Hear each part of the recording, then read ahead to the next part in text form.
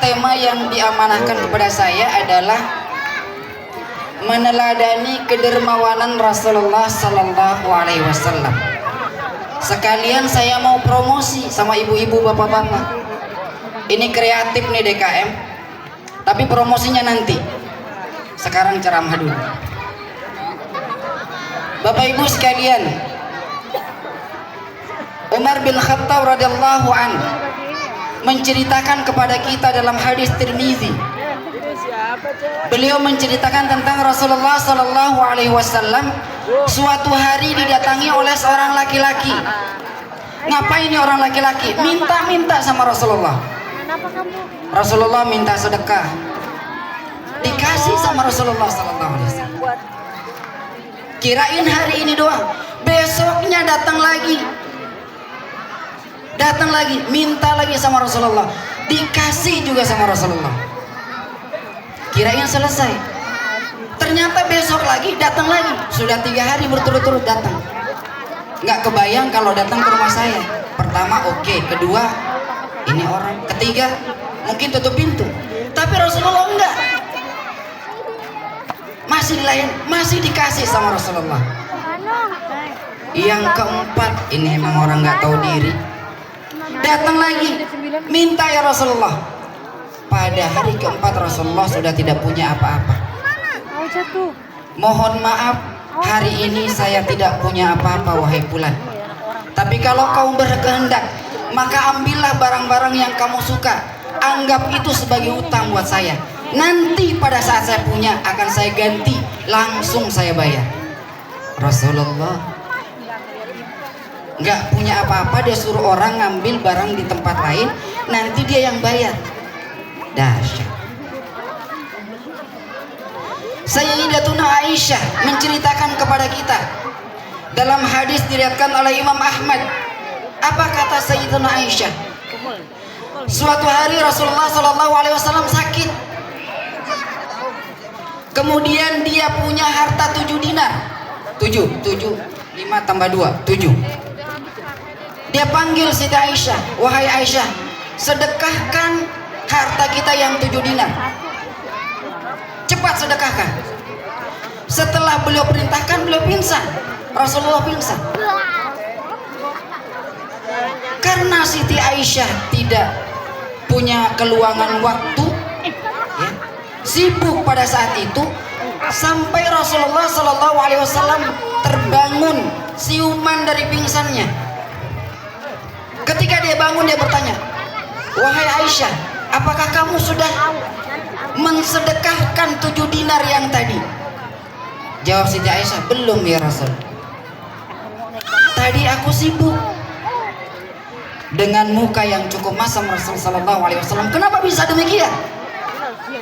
Ambil itu uang, ambil, bawa ke sini. Diambil sama Siti Aisyah, ditaruh di depan Rasul Sallallahu Alaihi Wasallam. Beliau bersabda, bagaimana menurutmu kalau Muhammad hari ini meninggal dunia sementara dia punya harta belum disedekahkan? Harta ini tidak akan mampu menyelamatkan Muhammad, tidak akan mampu menyelamatkan Muhammad kalau dia meninggal hari ini. Dia punya harta belum disedekahkan. Allahu Akbar. Rasulullah beda sama kita. Kalau Rasulullah itu sedikit-sedikit sedekah, sedikit-sedikit infak, sedikit-sedikit berbagi. Kalau kita kebalikan, sedekahnya sedikit, berinfaknya sedikit, berbaginya apalagi. Contoh nih, contoh. Bapak-bapak, ibu-ibu kalau datang ke masjid, ada lembaran warna merah, ada lembaran warna biru, ada lembaran warna ungu. Yang masuk keropak yang mana? Ungu. Rata-rata 90% yang masuk keropak yang warna abu. 2000-an dong. Itu menandakan bahwa kita masih hitung-hitungan.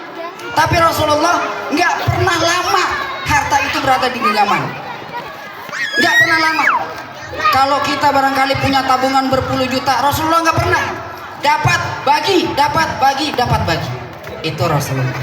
Maka ini perlu kita teladani, perlu menjadi kebiasaan, habit, menjadi kebiasaan, perlu latihan.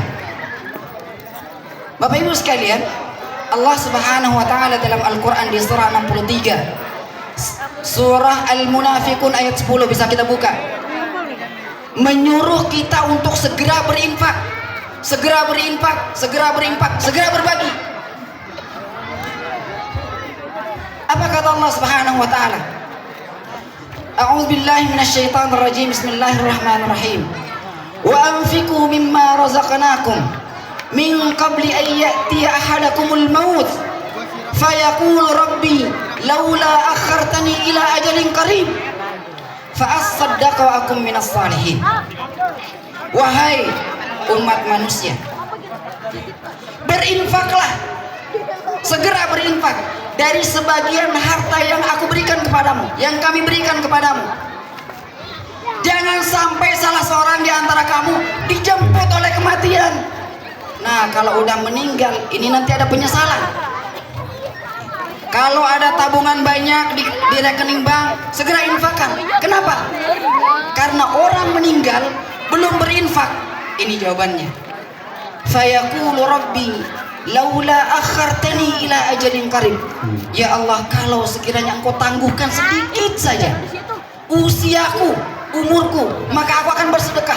La asadaqah, aku akan bersedekah. Habiskan nih harta untuk sedekah, akan dihabiskan.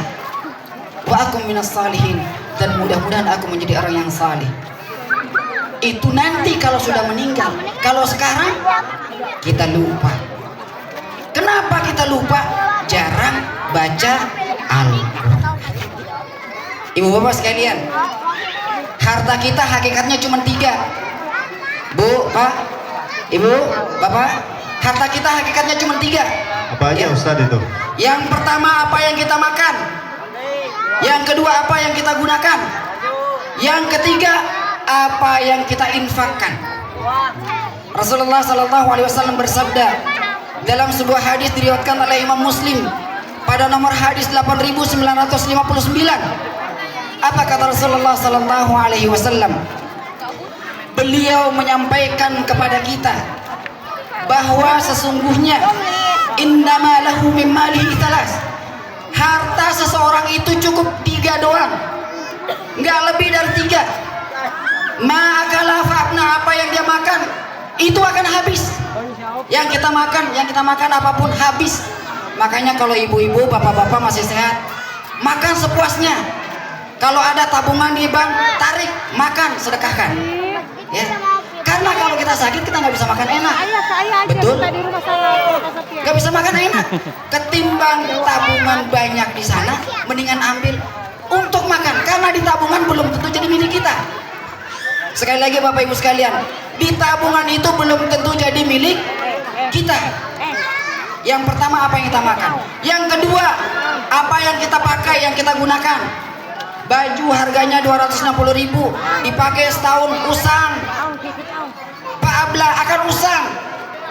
Mobil harganya 500 juta dipakai 2 tahun 3 tahun usang, dijual lagi paling laku cepet 50 juta. Apalagi 5 tahun 10 tahun udah nggak berguna, udah ngembul belakangnya, udah nggak diminati. Yang ketiga, ini yang luar biasa dan ini yang harus kita perjuangkan. Atau apa yang kalian berikan, apa yang kamu infakkan, apa yang kamu sedekahkan, faktanya ini yang akan kekal Bapak Ibu sekalian, kekal menemani kita dari dunia sampai akhirat kelak insyaallah. Nah, karena itu DKM itu luar biasa. Di pagar tali coklat. DKM sudah membuat program, ya. Yang pertama program yang dua sama DKM untuk menyatukan kita mudah-mudahan, menyatukan kita mudah-mudahan di surganya Allah Subhanahu wa taala. Yang pertama kita akan bangun masjid. Ini masjid sudah lusuh dari tahun 2012. Kita bangun. Saya pertama ketua DKM sampai sekarang belum berubah. Ketua DKM ketiga Ustadz Ivanuddin, insya Allah tahun depan kita bangun, siap? Amin ya Allah ya Rabbal Alamin. Kita bangun, insya Allah. Ya. Sudah dibuat RAB-nya kurang lebih 2 miliar Ustaz. 2 miliar. 2 miliar. 2 miliar kecil ibu bapak sekalian. Kalau kita gotong royong, insya Insyaallah.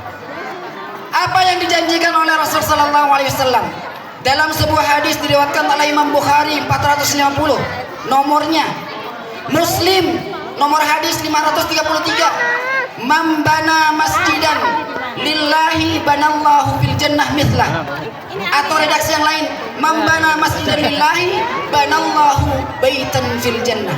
Orang yang terlibat membangun masjid dengan hartanya, pikirannya, tenaganya dan seluruhnya, insya Allah akan dibangunkan mahligai di surganya Allah Subhanahu wa taala. Amin. Insya Allah. Maka oleh karena itu Bapak Ibu sekalian jemaah kaum muslimin, jangan ketinggalan kereta, daftar langsung kepada panitia pembangunan masjid.